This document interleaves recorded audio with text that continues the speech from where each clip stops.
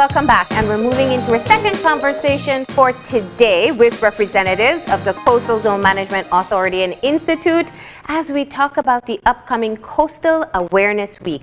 We have with us Samir Rosado, who is the Coastal Planner with the Belize Coastal Zone Management, and Arlene Young, who is the Director of Coastal Zone Management. Good morning and welcome, and thank you for being here. Good morning. Thank you for having us. So let's start off a little bit talking about the work that is being done currently at the Coastal Zone Management Authority and Institute. We hear from you guys every now and again looking at some of the specific areas you're focusing on. We know Coastal Zone Management Plan was one that Samir, you came in and dissected for us. But let's just talk about what's been some of the areas you've been working with at this time. Okay, well, in line with our mission, leading the sustainable use and planned development of our coastal and marine resources, that's really what we've been doing. A lot of planning. We're happy to report that since, I guess, the last presentation is that the plan has been now fully approved by the government, and so now we're actually in the implementation stage of that plan. And the activities that we're here to talk about, Coastal Awareness Week, highlight some of the priorities and some of the national issues that we want to ensure that those are implemented in that plan. So we're using this week to socialize the plan, as well as the recently approved growth and sustainable development strategies. So if I may, the objective of Coastal Awareness Week 2017 is to increase the awareness of the sustainable development of our coast, and as well to increase our partnerships, strengthen our partnerships with our various stakeholders, including the private sector and mainly the public at large. Those are our key target audience for Coastal Awareness Week. Okay. Now, going back to the establishment of the plan, Samir, I know you did quite a bit of consultation with the coastal communities, ensuring that they were consulted in the process of putting together the plan. Now that it's been formalized, have you taken it back to them and gotten a bit of a consensus as to whether they feel that their recommendations were taken into consideration? Well, when the final product was produced, we got majority, support for the plan. Yeah. I mean, of course, with all consultations, it'll never be 100%, but we do feel that the final product that was produced was something that the people really, supported and got behind. Since it's legal adoption or passage or whatever you want to call it, we have been going through that process of reactivating these groups because the public at large was consulted during the creation of the plan. Yeah. However, it was focused through a small committee, the key stakeholders from the regions that we've created. We call those the Coastal Advisory Committees. And so currently we're in that process of reactivating these committees because the last time they met was, during the process of developing it. And, from then until now, the updates would have only been that, the plan is being processed, the plan is going through the stages of passage. So really, the communication wasn't, there, but we are in that process now of reactivating these groups. Yeah. Now, of course, the plan was to be able to ensure the sustainable use of marine resources, and so coastal communities were the ones who really were your main partners at that time, in addition to fisheries and other government agencies. What has been the level of buy-in? When I speak with fisheries, for example, they say fishermen understand why we need managed access, why we need to have specific seasons for specific species. Did you have that same type of result when you went into the coastal communities and you're talking about, let's try to ensure that what we have, we can make last? Yeah, absolutely. Really, one of the key purposes or objectives of the plan is to sort of reduce that conflicts that users have. And so in gathering a group of multi-sectoral stakeholders, they recognize that the usages of the coastal zone really they overlap because it's the same space that you're trying to do a ton of different activities, and so some clarity on where certain activities can occur is really helpful for them, and it's even better when they're the ones who designate the space. All right, so of course you're tying in this plan and education and getting everybody back on board into your Coastal Awareness Week activities, right? Yes. So let's talk about Coastal Awareness Week and what your specific theme is for this year. Okay, so Coastal Awareness Week 2017, our theme is Business and the Environment, a foundation for sustainable growth. So as I mentioned, we are tying in the ICZM plan as well as Belize's growth and sustainable development strategy. We want to continue to ensure that there's synergy between the business, the environment, the various sectors, the social, environmental, as well as the economic sectors, to ensure that, because that's the only way we could ensure sustainability, ensure sustainable growth. So we're trying to hammer in that during this week, and we're particularly excited. We're trying to do it in this year. We're trying some innovative new activities, trying to foster innovation, entrepreneurship in the young. In the younger generation, and so we'll hear more about that later as we go on. So we're excited about that, and we're also happy to announce that we're partnering with the Inter-American Development on some of our key activities.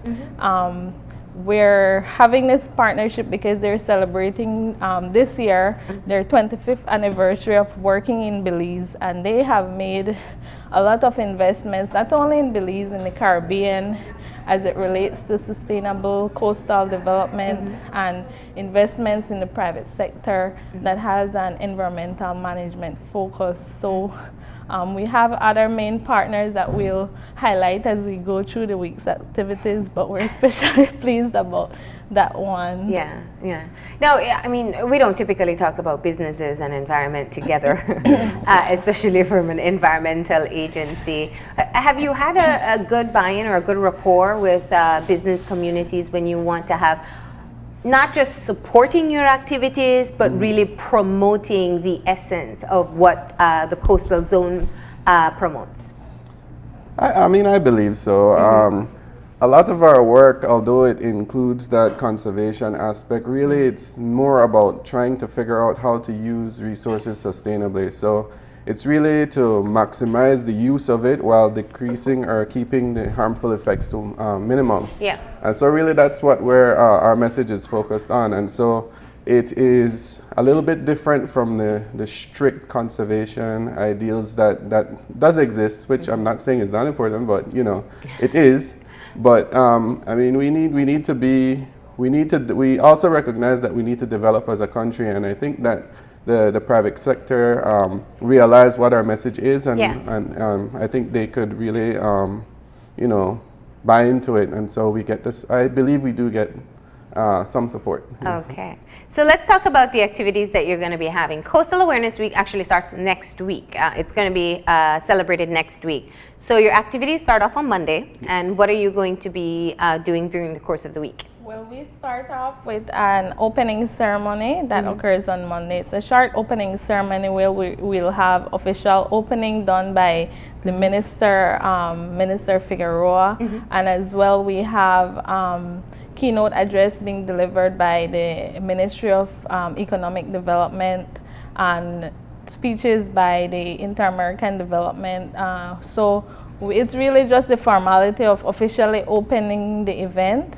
Then on the second day, we have the annual primary school trivia challenge at the Bliss Institute, and that's kids have been gearing up for that. And so we have 9 schools that will be participating in a half-day competition. The questions are focused around the topic of business and the environment, as well as the sustainable development. And so we will have that broadcasted live on Love FM for those who aren't able to go there to support the schools. And you have prizes for first, second, and third place. Yes, we have 3 cash prizes for the individuals that are participating, and we also provide plaques in support of the schools that for those individuals that come in those categories. Now, what kind of trivia are you asking these primary school children?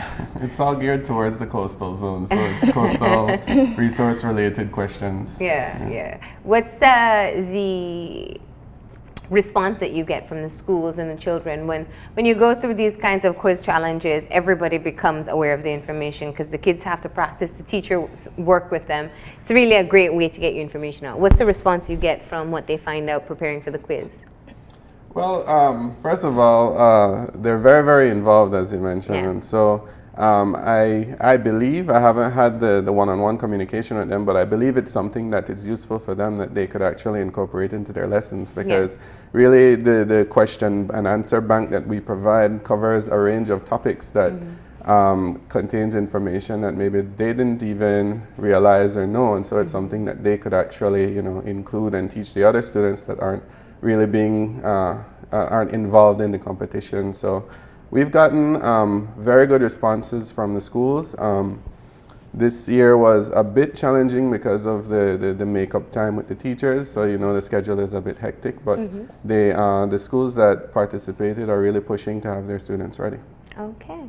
And then on Wednesday, you move into your seminar, and this is where you tie in the main point of your theme, which is working with businesses for sustainable growth. So tell us a bit about the seminar that will be held on Wednesday. Okay, this seminar will be held at the Radisson, and as I mentioned, we have key target audiences that we're trying to invite. We're trying to use the approach of not having the converted attendees events. You mentioned, how does the private sector not only support these initiatives but are actively engaged, and so we've gotten positive responses from the private sector agencies that they're very interested to hear some of the presentations. As I mentioned, we're partnering with IDB on this initiative, and they are bringing in an expert from the region in sustainability, particularly in relation to tourism, to demonstrate how they have incorporated sustainability into their business model from the Dominican Republic, Mr. Jake Keel.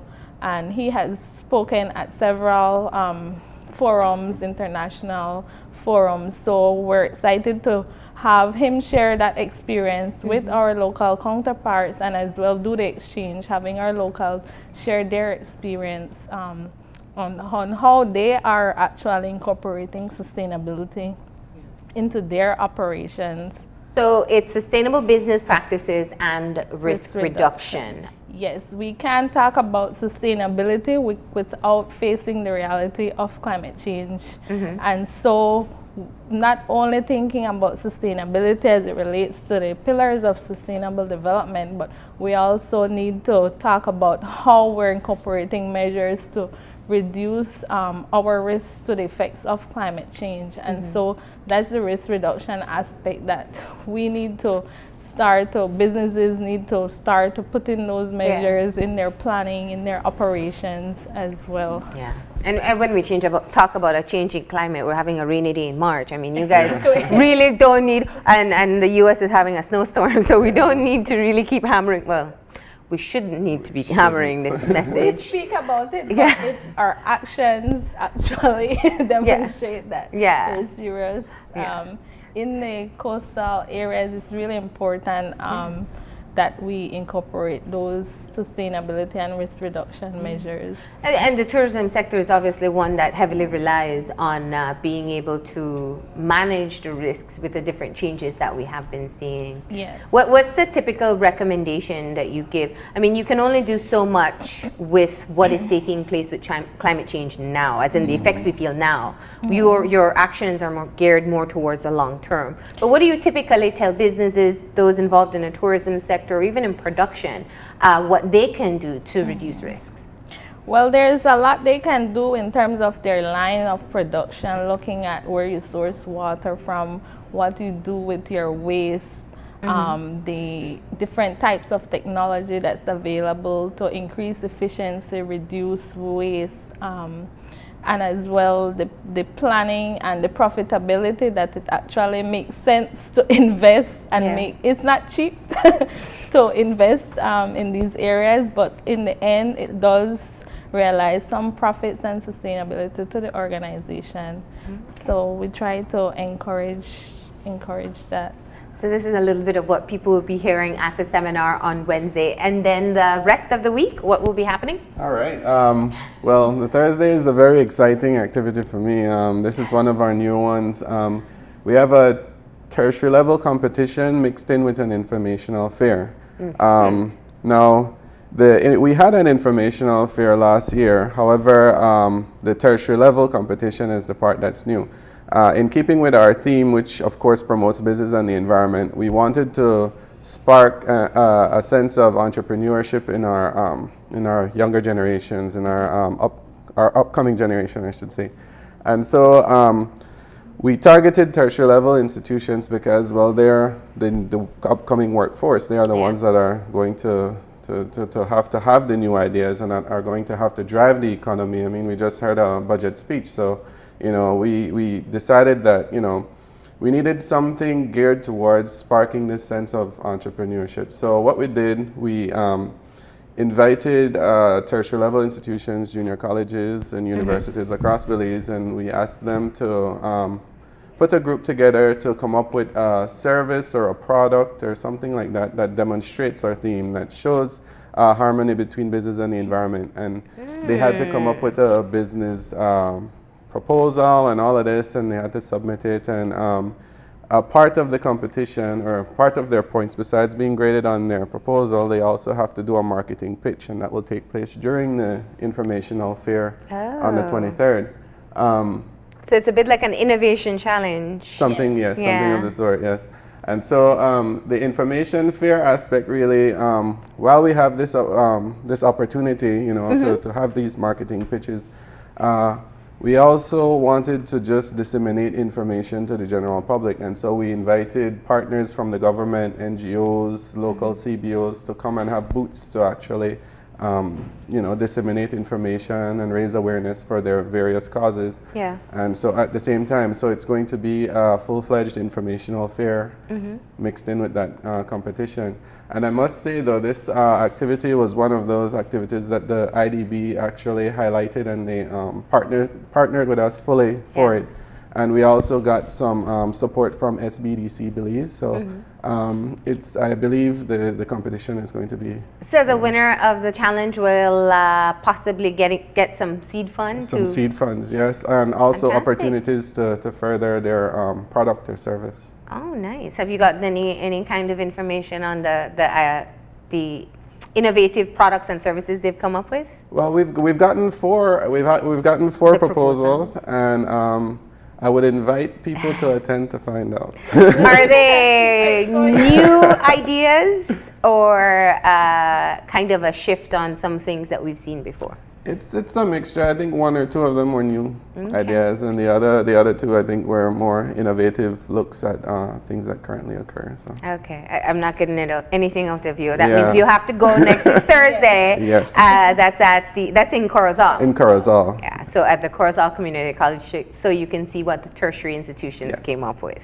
And then on Friday? On Friday, we have our awards night, which is sort of you'd say kind of the close to the week. It's not our last event, but it's a event that we will be thanking and highlighting partners that have worked with us throughout the year. I believe the IDB as well will be acknowledging some of their partners too, since we are working with them to pull off this week. And that will be held at the Radisson Hotel. Okay. And then finally, on the Saturday morning, bright and early, 5:30 a.m., we're having our Run for the Coast, which is the run always is deceiving, but really it's not a race, it's not a marathon, it's just a leisurely run or walk from the BTL park to the lighthouse and back. Okay. And of course we mixed in some raffles, and we're going to have refreshments and stuff for the running. Okay, do you have to register to participate in the run? Yes, you have to register, and In it the begins. morning of the event. The morning of the event. So you go out there, you register, and you participate to Yeah. show your support. Yeah, and the first 20 persons to register gets a free coastal awareness t-shirt. So be early to register. for All that right, gift. that's the way to get the early birds out. All right. Yeah. So all of this starts off next week, and of course, you just want to have people know that they can participate, or they can show their support in the competitions for the children, the tertiary levels, and of course participate in the run for the coast, right? And if a business is interested in participating in the seminar, do you still have space? Yes, we'll try to accommodate as much as possible the private sector if they're interested in attending that event. Okay, excellent. Well, I want to thank you all for stopping in and sharing the details of the Coastal Awareness Week. And anything else you'd like to share before we close? Yeah, sure. In our awareness building, we teamed up with ENS Covers, and we produced a set of very, very nice phone cases. That's beautiful. For sale.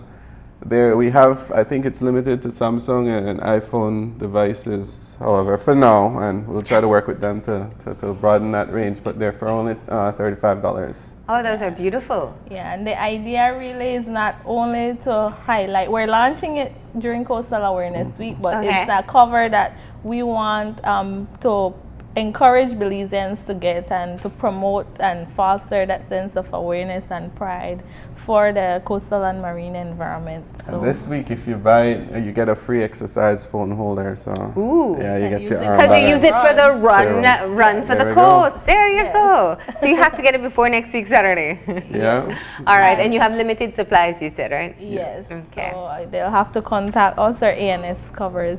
There's one more add-on activity we'd like to just briefly mention. Next week is actually Earth Hour as well. It's on the 25th of March, and we're partnering with World Wildlife Fund, who's actually leading the planning for that event. They're proposing to use the BTL Park as the venue for an hour. It's really in regards to highlighting climate change impacts and trying to increase that awareness among the general public. So this year, Earth Hour will be held on the 25th of March. From 7 to 8:30, and we like to encourage the viewers and our general stakeholders to look out for more information about Earth Hour. Okay. Well, thank you both for stopping in and sharing all the details that will take place for Coastal Awareness Week. It starts off next Monday with their opening ceremony. Tuesday is the primary school trivia competition that is open to the public. That's at the Bliss. And Wednesday is your business seminar. And Thursday is the Innovation Challenge and Information Fair. Did I just rename your event? Yes, I I did. think so, but Yes. it's fine. You can get away with it. That's more catchy. And on Friday, your awards night, and most importantly on Saturday here in Belize City at 5:30 a.m. Everybody can come out and show their support by participating in your run for the coast, right? Thank you very much for being with me this morning, and we hope that you will find a way to participate in one of the activities that is happening in your particular area. We are going to go ahead and take a break, and when we come back, we'll be joined by author Althea Garbutt talking about her book, Rootsville. So stay tuned.